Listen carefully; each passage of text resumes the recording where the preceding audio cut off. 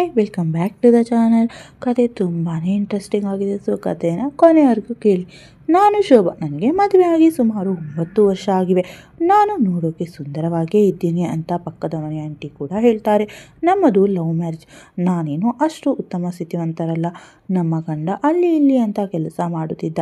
ಹೀಗಾಗಿ ನಮ್ಮ ಸಂಸಾರ ಸ್ವಲ್ಪ ಕಷ್ಟದಲ್ಲಿತ್ತು. ಆದರೂ ಕೂಡ ನಾನು ಹೇಗೋ ಹೊಂದಿಕೊಂಡು ಸಂಸಾರ ನಡೆಸಿಕೊಂಡು ಹೋಗುತ್ತಿದ್ದೆ.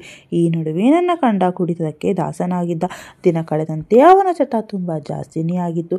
ಬೆಳಗ್ಗೆ ಎದ್ದ ಕೂಡಲೇ ಹೋಗಿ ಕುಡಿದು ಬರುತ್ತಿದ್ದ. ಹೀಗಿದ್ದಾಗ ಆತ ಒಂದು ದಿನ ನಾಪತ್ತೆಯಾಗಿ ಬಿಟ್ಟ. ಅಂದಿನಿಂದ ನಾನು ಅನಾಥ ತಾಯಿ ಹಾಗೂ ತಮ್ಮನ ಜೊತೆ ಇರುತ್ತಿದ್ದೆ. ಸದ್ಯಕ್ಕೆ ಅವರಿವರ ಮನೆ ಕೆಲಸ ಮಾಡಿಕೊಂಡು ಹೇಗೋ ಜೀವನವನ್ನು ನಡೆಸುತ್ತಿದ್ದೆ. ನಾನು ಮಾನಸಿಕವಾಗಿ ತುಂಬ ತೊಂದರೆಗೊಳಗಾಗಿದ್ದೆ. ಯಾವಾಗಲೂ ನನ್ನ ಗಂಡನ ಬಗ್ಗೆ ಯೋಚಿಸುತ್ತಿದ್ದೆ. ಆಗ ಆತನ ತಮ್ಮ ಆಗಿದ್ದು ಆಯಿತು, ಮುಂದೆ ಏನಾಗುತ್ತೋ ನೋಡೋಣ ಅಂತ ಹೇಳುತ್ತಿದ್ದರು. ನಾನು ದೇವರನ್ನು ನೆನೆಸಿಕೊಂಡು ನನಗೆ ಮೊದಲಿನಿಂದಲೂ ಕಷ್ಟವನ್ನೇ ಕೊಟ್ಟಿದ್ದೀಯಾ ಅಂತ ಯೋಚಿಸುತ್ತಿದ್ದೆ. ಕುಡುಕ ಗಂಡನಾದರೂ ಸಂಸಾರವನ್ನು ನಿಭಾಯಿಸಿಕೊಂಡು ಹೋಗುತ್ತಿದ್ದೆ. ಆದರೆ ಈಗ ಆ ದೇವರು ನನ್ನ ಗಂಡನನ್ನು ನನ್ನಿಂದ ದೂರ ಮಾಡಿದ್ದಾನೆ. ನನ್ನ ಕಷ್ಟವನ್ನು ಯಾರಿಗೆ ಎಲ್ಲಿ ಯಾರ ಜೊತೆ ನಾನು ಬದುಕಲಿ? ದೇವರು ನನಗೆ ಇಂತಹ ಕಷ್ಟವನ್ನು ಕೊಡಬಾರದಿತ್ತು ಎಂದು ಹೇಳುತ್ತಾ ಇದ್ದೆ. ಆಗ ನಾಗೇಶ್ ನನ್ನ ಬಳಿ ಬಂದು, ನೀವು ಒಬ್ಬಂಟಿ ಎಂದು ಹೇಳಿದವರು ಯಾರು? ನಾನು ನಿಮ್ಮ ಜೊತೆ ನಾನಿರುತ್ತೇನೆ. ಹೀಗೆ ಸಣ್ಣ ಸಣ್ಣ ವಿಷಯಕ್ಕೂ ಚಿಂತಿಸುತ್ತಾ ಇರಬೇಡಿ, ಸ್ವಲ್ಪ ಸಮಾಧಾನ ಮಾಡಿಕೊಳ್ಳಿ, ನನಗೆ ಸ್ವಲ್ಪ ಕೆಲಸವಿದೆ ಅಂತ ಹೇಳಿ ಹೊರಟು ಹೋದರು. ಹೀಗೆ 6 ತಿಂಗಳ ನಂತರ ಒಂದು ದಿನ ಬಟ್ಟೆ ತೊಳೆಯುತ್ತಿದ್ದೆ. ಆಗ ನಾಗೇಶ್ ಮನೆ ಹತ್ತಿರ ಬರುತ್ತಿದ್ದ. ಆಗ ನಾನು ಬೇಕಂತಲೇ ಅವರನ್ನು ಸರಿಸಿ ನನ್ನ ಸೌಂದರ್ಯ ಅವನಿಗೆ ಕಾಣುವಂತೆ ಕೂತಿದ್ದೆ. ಅವನು ನನ್ನ ಆ ರೀತಿ ನೋಡುತ್ತಿದ್ದುದು ಇದೇ ಮೊದಲು ಅಂತ ಅವನು ನೋಡಿಯೂ ನೋಡದಂತೆ ಸುಮ್ಮನೆ ನಿಂತ. ಬಹುಶಃ ಆತನ ಮನಸ್ಸಿನಲ್ಲಿ ನನ್ನ ಬಗ್ಗೆ ಭಾವನೆಗಳು ಮೂಡಿದ್ದವು ಅನಿಸುತ್ತದೆ.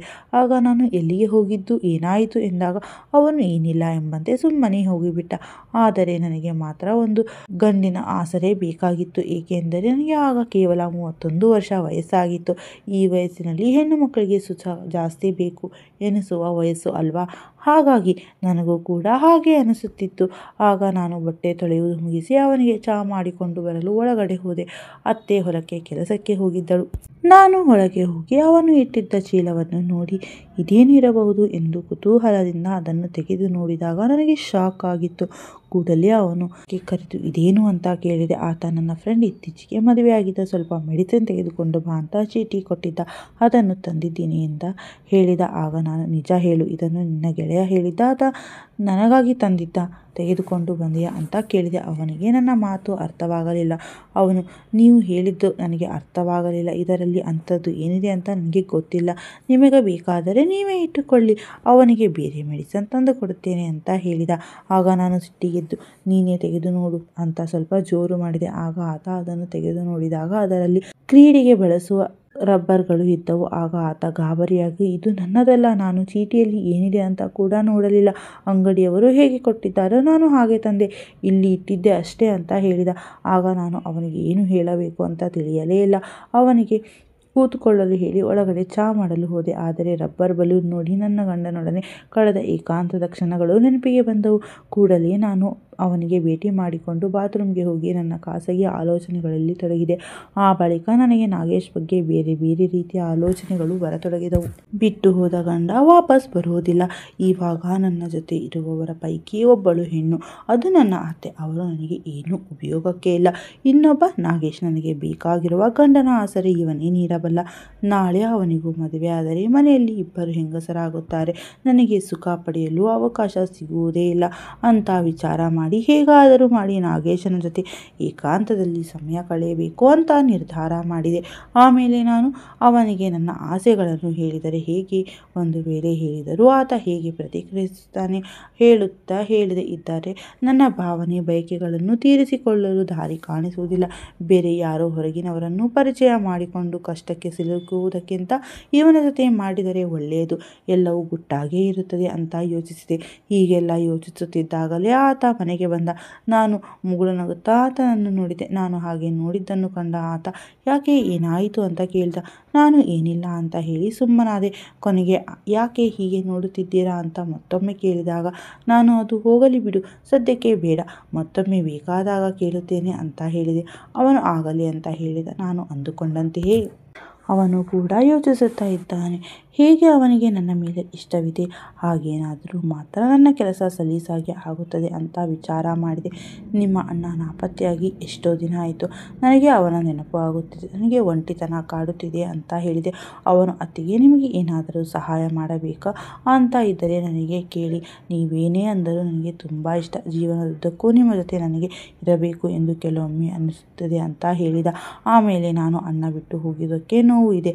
ಆದರೆ ಅದಕ್ಕಿಂತ ಹೆಚ್ಚಾಗಿ ನನಗೆ ಒಂದು ಕೊರತೆ ಇದೆ. ಅದನ್ನು ನಿನಗೆ ಹೇಳಿದರೆ ನಿನಗೆ ಅರ್ಥವೂ ಆಗುವುದಿಲ್ಲ ಎಂದೆ. ಅವನು ಅದೇನೇ ಹೇಳಿ ಅತ್ತಿಗೆ ಅಂದ. ನಿನ್ನ ಅಣ್ಣ ಹೋದ ಮೇಲಿಂದ ನನಗೆ ತುಂಬ ಕಷ್ಟವಾಗುತ್ತಿದೆ ಮತ್ತೆ ಹೇಳಿದೆ. ಅವನು ಅಯ್ಯೋ ಅತ್ತಿಗೆ, ಮತ್ತೆ ಮತ್ತೆ ಹೇಳ್ತಾ ಇದ್ದೀರಾ, ಅದು ಗೊತ್ತಿರುವ ವಿಚಾರ ಅಲ್ವಾ ಅಂದ. ನಾನು ಅದರ ಕುರಿತು ನಿನಗೆ ಅರ್ಥ ಆಗುವುದಿಲ್ಲ ಅಂದೆ. ಆಗ ಅವನು ಅತ್ತಿಗೆ, ಸ್ವಲ್ಪ ಅರ್ಥವಾಗುವ ರೀತಿಯಲ್ಲಿ ಬಿಡಿಸಿ ಹೇಳಿ ಎಂದ. ನಿನ್ನ ಅಣ್ಣ ಹೋದ ಮೇಲಿಂದ ನನಗೆ ತುಂಬ ಕಷ್ಟವಾಗುತ್ತೆ ಇದೆ ನಿಧಾನವಾಗಿ ಹೇಳಿದೆ. ಆದರೂ ಅವನು ಸುಮ್ಮನಾಗಿದ್ದ. ನಾನು ಅಯ್ಯೋ, ಒಬ್ಬಳು ಹುಡುಗಿ ಇದಕ್ಕಿಂತ ಜಾಸ್ತಿ ಬಿಡಿಸಿ ಹೇಳುವುದಕ್ಕೆ ಆಗಲ್ಲ. ಎಲ್ಲರಿಗೂ ಈ ಮಾತು ಬೇಗ ಅರ್ಥವಾಗುತ್ತೆ. ನೀನೇನು ಯಾವುದು ಅರ್ಥವಾಗ್ತಾ ಇಲ್ಲ ಅಂತ ಹೇಳಿದ್ದೆ. ಅದೇ ಅವನು, ನಿಮ್ಮ ಮನಸ್ಸಿನಲ್ಲಿ ಏನಿದೆ ಅಂತ ನನಗೆ ತಿಳಿದುಕೊಳ್ಳಬೇಕು, ನೇರವಾಗಿ ಹೇಳಿ ಅಂದ. ನಾನು ಸುಮ್ಮನಾದೆ. ಅವನು ಅಲ್ಲಿಂದ ಹೊರಟು ಹೋದ. ಕೊನೆಗೆ ಇವನನ್ನು ಹೇಗಾದರೂ ಮಾಡಿ ಬಲೆಗೆ ಬೀಳಿಸಿಕೊಳ್ಳಬೇಕು ಎಂದುಕೊಂಡು ಸಾಯಂಕಾಲ ಅತ್ತೆ ಬಂದ ಕೂಡಲೇ ಆಕೆಯನ್ನು ಶ್ರಾವಣದ ನೆಪವೊಡ್ಡಿ ನನ್ನ ತಾಯಿಯ ಮನೆಗೆ ಕಳುಹಿಸಿಕೊಟ್ಟೆ. ಆತ ಮನೆಗೆ ಬಂದಾಗ 1 ಗಂಟೆ ಶೂನ್ಯವಾಗಿತ್ತು. ನಾನು ಅಷ್ಟೊತ್ತಿಗೆ ರೆಡಿಯಾಗಿ ಮನೆಯನ್ನೆಲ್ಲ ಸ್ವಚ್ಛ ಮಾಡಿದ್ದೆ. ಆತ ಮನೆಗೆ ಬಂದ ಕೂಡಲೇ ಆತನಿಗೆ ಊಟವನ್ನು ನೀಡಿದೆ. ಆಗ ಊಟ ಮಾಡಿ ಹಾಲ್ನಲ್ಲಿ ಮಲಗಿಕೊಂಡ. ನಾನು ಮತ್ತೆ ಸಪ್ಪೆ ಮುಖ ಹಾಕಿಕೊಂಡು ಊಟ ಮಾಡಿ ಮಲಗಿದೆ.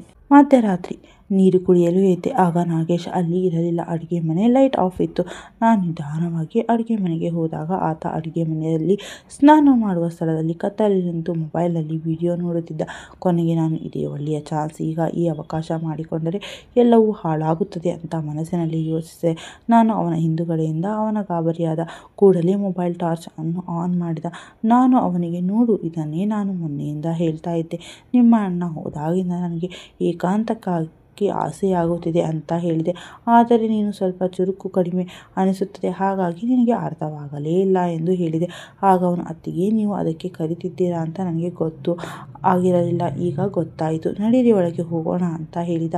ಆ ದಿನ ಮನೆಯಲ್ಲಿ ನಾನು ಸುಮಾರು 6 ತಿಂಗಳ ಬಳಿಕ ಸುಖವನ್ನು ಅನುಭವಿಸಿದೆ.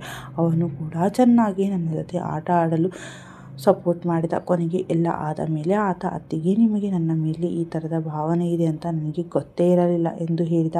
ನಾನು ಮೊದಲಿಗೆ ಇರಲಿಲ್ಲ, ಆದರೆ ನಿನ್ನ ಅಣ್ಣ ಹೋದ ಮೇಲೆ ನಿನ್ನ ಬಗ್ಗೆ ನಾನು ಕೂಡ ಯೋಚಿಸೋದಕ್ಕೆ ಶುರು ಮಾಡಿದೆ. ಹೊರಗಿನವರ ಬಳಿ ಸುಖ ಪಡೆದರೆ ಮುಂದೆ ಕಷ್ಟವಾಗುತ್ತದೆ, ಆದರೆ ನಿನ್ನ ಬಳಿ ಅದು ಗುಟ್ಟಾಗಿಯೇ ನಮ್ಮಲ್ಲೇ ಇರ್ತದೆ ಎಂದು ಉಪಾಯ ಮಾಡಿದೆ ಅಂತ ಹೇಳಿದೆ. ಅವನು ಈ ಮಾತುಗಳನ್ನು ಕೇಳಿ ನನ್ನ ಜೊತೆ ಮತ್ತೊಮ್ಮೆ ಆಟವಾಡಿದ. ಫ್ರೆಂಡ್ಸ್, ಈ ಕಥೆ ಇಷ್ಟವಾದರೆ ಲೈಕ್ ಮಾಡಿ, ಶೇರ್ ಮಾಡಿ, ಚಾನಲನ್ನು ಸಬ್ಸ್ಕ್ರೈಬ್ ಮಾಡೋದನ್ನು ಮರೆಯಲೇಬೇಡಿ.